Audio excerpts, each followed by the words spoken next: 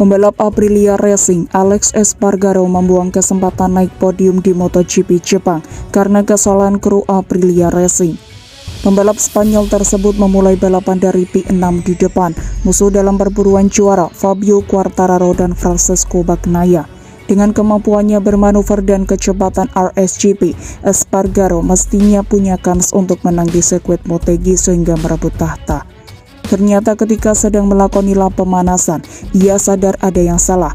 Terlihat dari kamera, pria 33 tahun itu menggelengkan kepala berkali-kali dan langsung kembali ke pit.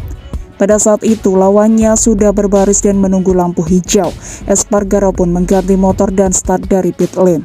Pemilik motor nomor 41 terlempar ke urutan paling buncit dan pulang dengan tangan hampa untuk pertama kalinya musim ini usai finish di urutan ke-16. Situasi yang menimpa Espargaro itu tentu membingungkan penonton. Usut punya usut, ternyata insinyur Aprilia lupa mengubah peta digital. Seharusnya mereka mengunggah peta penghemat bahan bakar Ecolab 20 menit ketika dia meninggalkan garasi sebelum balapan. Jadi motor tidak melebihi 4.000 lap dan tidak mengonsumsi bensin. Ketika berada di grid, Ecolab dihapus dan berganti peta balap. Saat prosedur itu tak diikuti, Espargaro harus membayar mahal di mana motornya kehilangan daya. Ada masalah dengan peta untuk menghindari membuang bahan bakar di grid, dan saya melihatnya saat lap pemanasan di mana motor tidak berfungsi. Saya mencoba segalanya, saya menekan semua tombol, lalu saya menghentikan motor dan menyalakan lagi. Tapi peta yang muncul adalah peta yang mereka unggah sebelumnya, ia mengungkapkan. Saya mengambil motor kedua yang tidak pernah dipakai sepanjang akhir pekan ini. Ban yang terpasang bukan untuk balapan dan tidak berfungsi. Meskipun begitu, saya berkendara sangat kencang tapi di trek ini sulit untuk menyalip. Saya kehilangan banyak waktu di belakang Fabio Di Giannantonio yang paling lambat kedua setelah saya. Saya bertahan di trek seandainya ada bendera merah atau sesuatu, tapi tidak mungkin dapat poin. Dengan kesialan itu, Espargaro masih berpeluang meraih gelar juara MotoGP karena dua lawan juga tidak maksimal. Francesco Bagnaia crash saat mencoba menyalip Fabio Quartararo yang bertahan di peringkat ke-8. Kendati demikian, tetap saja pemilik 1 kemenangan dan 8 podium MotoGP itu kecewa. Tidak, itu bencana. Saya tidak peduli tentang hasil balapan lain. Hari ini saya seharusnya bisa menang dengan tenang menggunakan ban medium, dan kami hampir sampai di sana. Akan lebih menyakitkan kalau Pecco dan Fabio bisa podium, tuturnya. Saya tidak marah dengan tim. Pada akhirnya kru bagian elektronik mendatangi saya dan meminta maaf. Dia mengakui kesalahannya dan saya memeluknya. Hal seperti ini bisa terjadi, namun hari ini kami mundur selangkah untuk kejuaraan.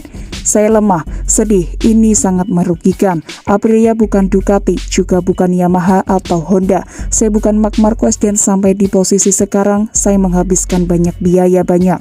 Kesalahan seperti itu membuat saya tersentuh. Motor kedua tidak bisa mengebut karena mesinnya lama, juga dipasang ban lunak di belakang. Setelan ini tidak pernah berhasil untuk saya. Saya melakukan bekerja dengan baik menggunakan ban medium. Saya punya balapan yang buruk tapi hanya menunggu ada bendera merah. Motornya mirip tapi tidak ada ban lagi, maka mustahil. Saya berusaha sekencang mungkin setiap lap, namun dengan ban lunak itu tidak mungkin.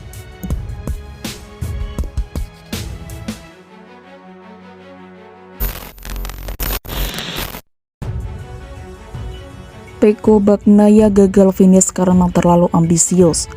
Bermaksud pangkas selisih poin, Francesco Bagnaia malah harus pulang dengan kekecewaan. Sebuah kesalahan dilakukannya dalam balapan krusial di MotoGP Jepang pada minggu kemarin. Bagnaia datang ke Motegi berbekal gap 10 poin dari sang pemuja klasemen Fabio Quartararo.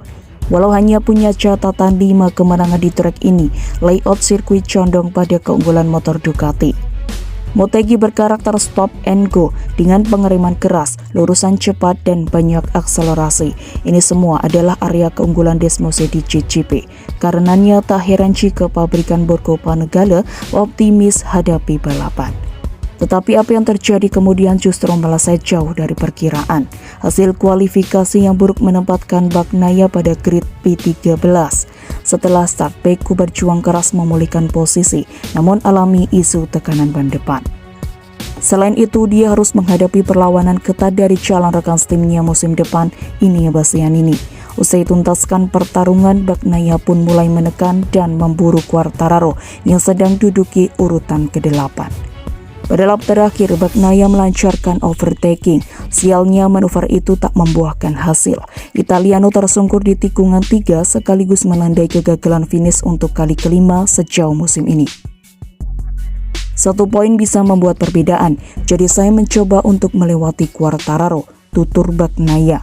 Saya terlalu ambisius karena finish di belakang Fabio atau menunggu kesempatan yang lebih baik untuk menyalipnya secara lebih aman. Ini yang saya pikirkan setelah balapan. Tetapi pada saat itu, ketika saya balapan, saya selalu memikirkan hal-hal besar dan ambisi saya adalah menyalip Fabio dan kemudian mencoba mendekati Maverick Viñales jika dia melakukan kesalahan. Jadi saya ambisius, itu satu-satunya hal yang bisa saya lakukan untuk mencoba memenangi kejuaraan. Sudah pasti kesalahannya adalah kecelakaan itu. Bagnaia lalu mengakui beruntung tidak mengenai Quartararo, sembari mengklarifikasi bahwa tepuk tangan sarkastiknya diarahkan pada dirinya sendiri. MotoGP Jepang sekaligus mengakhiri raihan podium beruntun Bagnaia dalam 5 balapan terakhir.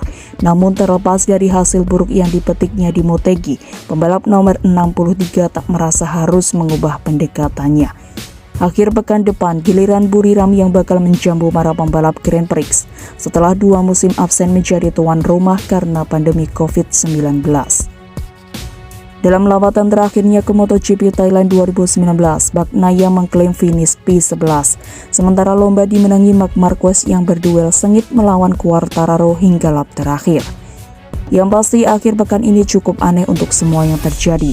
Pagi ini saya kompetitif, jadi apa yang terjadi saat balapan agak aneh, ucap Pecco. Tapi kami tahu start dari belakang itu sulit untuk kecepatan Anda. Jadi pada balapan berikutnya saya akan mencoba melakukan pekerjaan saya seperti biasa, mencoba untuk menjadi kompetitif. Saya tidak akan lebih agresif, saya tidak perlu lebih agresif. Saya hanya perlu melakukan apa yang saya lakukan di Aragon atau Misano, menjaga kecepatan, menekan, dan mencoba untuk mendapatkan poin.